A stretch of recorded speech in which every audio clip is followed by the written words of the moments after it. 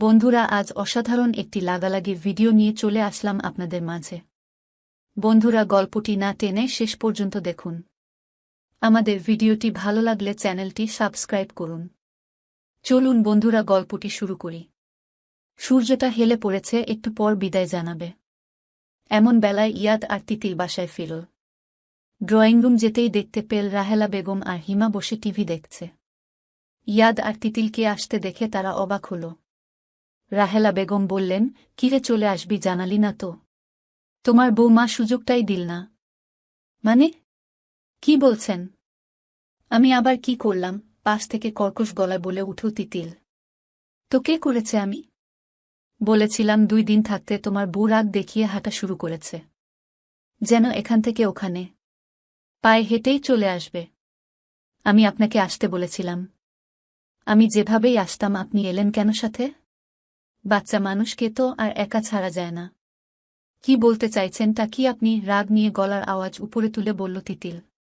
ঠিকই তো বললাম। তাছাড়া ইয়াদকে থামিয়ে রেহেলা বেগম বললেন, কি ঝগড়া শুরু করেছিস তোরা আসতে না আসতেই? আম্মু ঝগড়ুটে মেয়ে এনেছ বউ করে। আমি ঝগড়ুটে? আপনি ভালো থাকবই না আমি আপনার সাথে। হয়েছে কি? কিসের এত ঝগড়া? বলতে বলতে ইনা এগিয়ে এলো রুম থেকে। কি হয়েছে কি? তোমরা কখন এলো? তিতিল এইমাত্র আপু। ইনা ইয়াদের দিকে তাকিয়ে দেখল ছেলেটা তিতিলের দিকে তাকিয়ে মুচকি হাসছে। কিছু একটা আন্দাজ করে ইনা বলল, যাক, আমার প্ল্যান তাহলে কাজে দিয়েছে ভাই। ইনার কথা কেউ বুঝল না। সবার কপালে কৌতূহলের ভাঁজ। কিসের প্ল্যান আপু? বলল ইয়াদ। তোদের মাঝে ভুল বুঝাবুঝি শেষ করার প্ল্যান। বুঝলাম না, কি বলতে চাইছ আপু?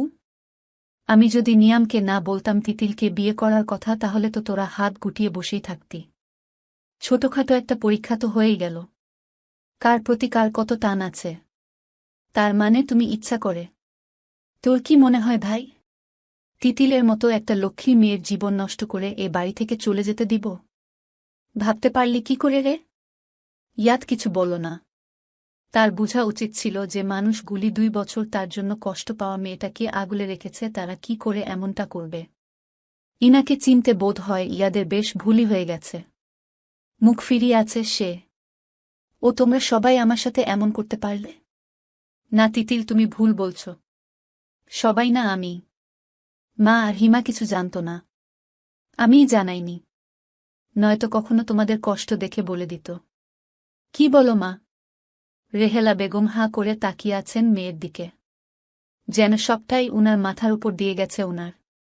পাশ থেকে হিমা বলে উঠল, আমাকে বললেও কিন্তু আমি ওদের জানাতাম না আপু। হয়েছে, এত পাকতে হবে না তোমায়। আমি থাকবই না এ বাড়ি। নিয়ামকে বলো সত্যি সত্যি আমায় বিয়ে করে নিতে। বলে রাগ দেখিয়ে তিতিল হনহন করে নিজের রুমের দিকে ছুটল।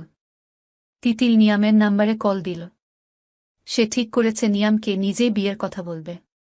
কল দিয়ে হ্যালো বলতেই কোথা থেকে ইয়াদ এসে ফোন টেনে নিয়ে গেল। হাতের চাপ লেগে ফোনটা অফ হয়ে গিয়েছে তার। ভাগ্যিস লোকটা জানে না তার লকটা। তিতিল মুখ ফিরিয়ে নিল। ইয়াদ আয়েশ করে বিছানায় গা হেলিয়ে দিয়ে বলল, নিয়ামকে কল দিচ্ছিলে বুঝি? তাতে আপনার কি? যে সুযোগ নেয় তাকে কিছু বলার প্রয়োজন নেই আমার। বিয়ে করবে নিয়ামকে? হ্যাঁ করব। 100 বার করব। কি করে করবে? 2টা মানুষ যেমন করে বিয়ে করে তেমন করে। ও আই সি। আমার ফোন আমাকে দিন। আচ্ছা, আমার সাথে ডিভোর্স না হওয়া সত্ত্বেও তুমি বিয়ে করবে কি করে অন্যজনকে? এবার তিতিল চুপ হয়ে যায়। ইয়াদ আবার বলল, এসব ভুলভাল চিন্তা বাদে রাত হয়েছে, ঘুমাতে আসো। ডিভোর্স হয়নি তো কি হয়েছে, দিবেন ডিভোর্স। আর একসাথে থাকার কোনো মানেই দেখি না। তিতিল বিড়ালের মতো মিও মিও না করে শুতে আসো। কি বললেন আপনি আমায়? তুমি কি আমার কথা শুনবে নাকি তোমাকে জোর করে আমাকে এনে শোয়াতে হবে? তিতিল রাগ দেখিয়ে সোফার দিকে এগিয়ে যেতে দেখে ইয়াদ উঠে একটা নেই তিতিলকে নিয়ে বিছানায় শুয়ে পড়ল। তিতিলের উপর সম্পূর্ণ ভর ঢেলে দিয়ে কপাল থেকে চুল সরিয়ে দিল। তিতিল কপট রাগ দেখিয়ে বলল, আদিক্ষেতা হচ্ছে? আমার গায়ে হাতির শক্তি ঢেলে ভাব দেখাচ্ছেন? তিতিলের কথায় মুচকি হাসল ছেলেটা। ইয়াদের ওই ভুবনজয়ী হাসি দেখে তিতিল একদম চুপ হয়ে গেল।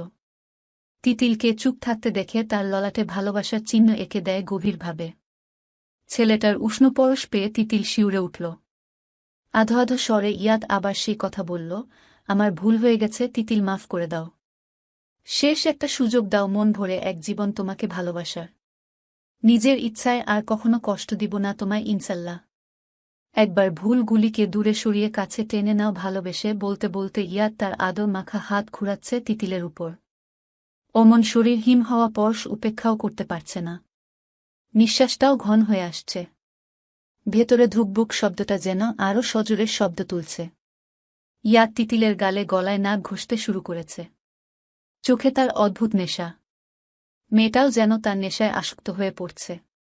ধীর গলায় বলল, ছাড়ুন। ইয়াদকে সরানোর বৃথা চেষ্টা করল মেয়েটা। নিজেকেও পারছে না নেশাত্ম ছেলেটার থেকে দূরে রাখতে। পারছে না ওই উষ্ণ ভালোবাসার আদুরে স্পর্শকে উপেক্ষা করতে। ইয়াদ আবার সেই নেশাময় গলায় বলল, তোমাকে চাই তিতিল। নিজের ভালোবাসাকে চাই তোমার কাছে। ইয়াদ ছোট ছোট চুমু দিচ্ছে তিতিলের গলায়। গভীর স্পর্শ এঁকে দিচ্ছে তিতিলের উপর। মেয়েটার উষ্ণ নিঃশ্বাস ক্রমাগত বাড়ি খাচ্ছে ইয়াদের গলায়। তিতিলের কানের লতিতে আলতো করে ঠোঁট ছুঁয়ে দিতেই মেয়েটা উন্মাদের মতো ইয়াদের পিঠ খামছে নীল। মুচকি হেসে ইয়াদ তিতিলকে পূর্ণ ভালোবাসার ছোঁয়া দিল। সকালে ঘুম থেকে উঠে ইয়াদ দেখতে পেল মেয়েটা গুটিসুটি হয়ে তার বুকে শুয়ে আছে। আলতো হেসে বিড়বিড় করল, আমার পাগলি তিতিল পাখি। তারপর কপালে কোমল স্পর্শ দিয়ে আরও শক্ত করে বাহু বন্ধনে আবদ্ধ করে নিয়ে চোখ বুঝল। তিতিল চোখ মেলে খানিক ঠোঁট প্রসারিত করল। তিতিল 1 কাপ কফি। একটু পর তিতিল হাতে 1 কাপ কফি নিয়ে মুখের গঠন শক্ত করে এলো। হাতে ব্র্যান্ডের ওয়াচ লাগাতে লাগতে তিতিলের দিকে চেয়ে বলল, মুখে এক রাশ মেঘ যে। বৃষ্টি কিন্তু আমার একদম পছন্দ নয়। কথা বলবে না বুঝি? আপনার কফি নিন, আমার কাজ আছে। ইয়াদ কিছু না বলে কফি হাতে নিয়ে আবার বিছানায় চলে গেল। একবার ল্যাপটপের দিকে তাকিয়ে বিছানায় থাকা একটা ফাইল হাতে তুল নিল। মনে হয় চেক করছে।